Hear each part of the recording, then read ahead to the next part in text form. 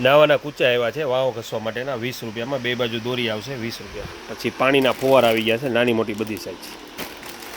પછી કૂચા આવ્યા છે જે બહુ જૂની આઈટમ આવતી, મચ્છી જાળીના કૂચા આવી 10 રૂપિયા ખાલી.